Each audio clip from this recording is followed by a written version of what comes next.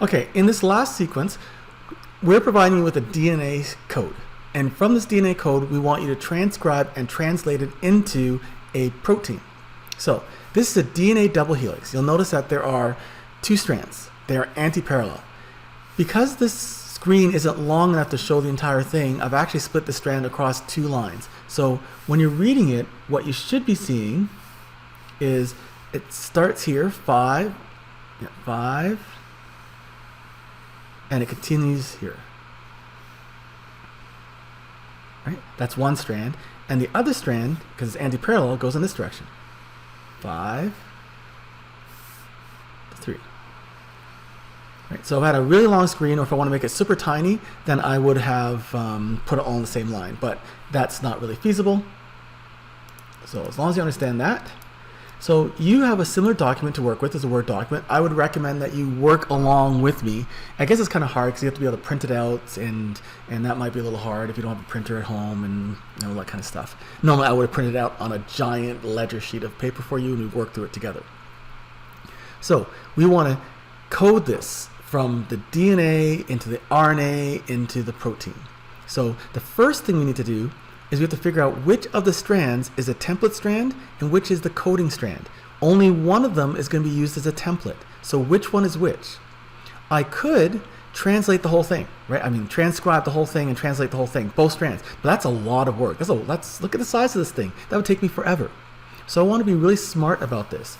So instead of coding, transcribing and translating the entire thing, I'm going to look for something to help me. So as I take a look at this, remember that the start sequence is what? What is the start codon? The start codon is AUG. That's a 5 end, that's a 3 end, correct? This is what you'll find on the mRNA. This is always the start codon. Okay, so this is the start codon on the mRNA. What is the complementary DNA sequence that matches that? Okay, I'll do that in a slightly different color. I'll do it in green, I guess. So it's going to be C, yes, A, and it's DNA, T. This is the 5' end, and this is the 3' end. Okay, so let's go over my logic again, because I know a lot of students, when I do this with them in the class, they're a little confused. I want to transcribe and translate a certain gene. I know that my start codon for my protein is going to be AUG, because that's always start every single time. So AUG. So that means my DNA that's going to code for an AUG, what I'm going to look for is going to be CAT, read from 5 to 3, in this case from right to left. Okay. So that means CAT is the sequence I'm looking for on here somewhere. So let's go on the bottom strand, because it's easier for me to read from left to right, because I'm used to doing that. Okay, so I'll get my highlighter out, and I'm going to look for a CAT sequence on here somewhere, 5 to 3, and let me know if you see one. Oh, there's one. Oh, that's not though, right? That's TAC, so that's not one. Do I see a CAT anywhere? Do you see one? Down to the second line, do you see a CAT? No, no CAT. So bottom strand is out. Let's go to top strand. I'm going to go from 5 to 3. Some of you are going to be tempted to read like you do in English from left to right, but it's always 5 to 3. So I'm going to start GGT, ATA, GAA, and so on. Do I see a CAT anywhere? CAA? No. Close, but not quite it. CTC? No. CCA? Oh. CAT? No. CAC? There is it. Oh, I'm almost about to give up. This is ridiculous. I'm not going to be able to... Whoa, look at that. There it is. CAT. I found it. Again, that is 5 to 3. So I know that this is going to represent my start. What does that tell me? It tells me that this strand here is my template strand. My top strand is my template strand, because if I transcribe that, I'm going to get AUG. So knowing that, I'm now going to move on to the next step. Now that I've determined that my top strand is my template strand, I'm just going to focus on that. Maybe before I go to this one, it's kind of hard because let's see if I can do this here. Yeah, I can't. Maybe I could put a box on top of it that's in white.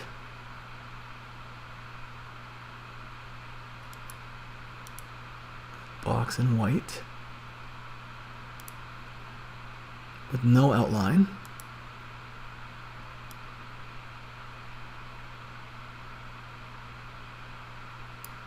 No, that's not what I wanted.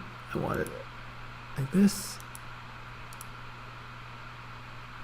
Try that again. Whoa, that's not what I wanted. Control Z. This is the wrong shape. I got a square. I need a rectangle.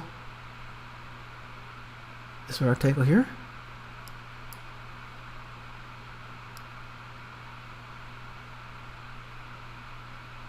All right.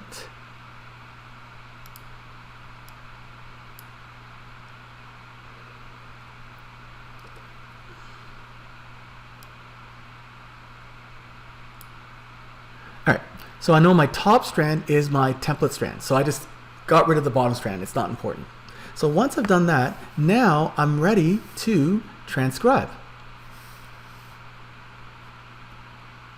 So let's use, I guess, red for my RNA. This CAT, I'm going to go from a 5 to 3 directions. So this is going to be A, U, G. T, T, G. And now I made a mistake. What's the mistake? My mistake is I'm making RNA, and RNA does not have thymine inside of it.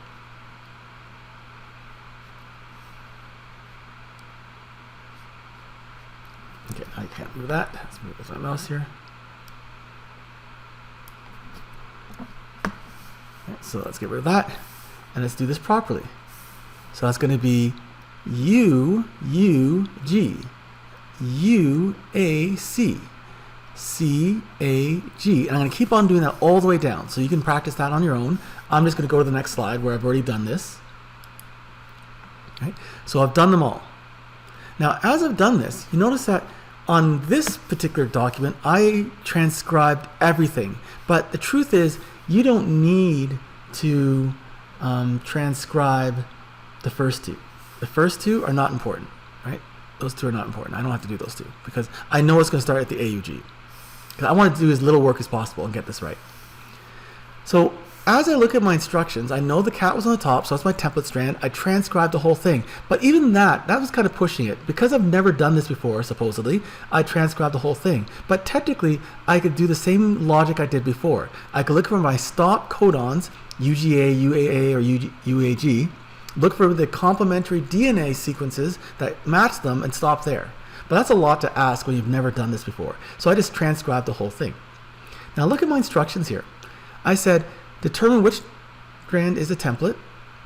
Once you determine the template strand, transcribe it. Then assume that codons 10 through 15 are introns. Then translate. Okay? So I'm saying 10 through 15 are codons. So I'm going to number this. Number 1 is the start. AUG, and I'm going to go through 1, 2, 3, 4, 5, 6, 7, 8, 9, 10, 11, 12, 13, 14, 15. I'm going to number them just by 5s to make it easier. And I said 10 through 15 inclusive, so it includes 10 and 15, are all introns. So this whole thing from CCA to CUG are going to get removed. So they're gone. So that means I'm going to stitch from number 9 here to number 16. Realistically, I should have given you, for something this big, several introns, but again, we're practicing for the first time, so let's keep it straightforward. So now that I have removed those particular introns, I can translate. And so when I'm translating, let's go back to my genetic code. I do not have the genetic code up on the screen here.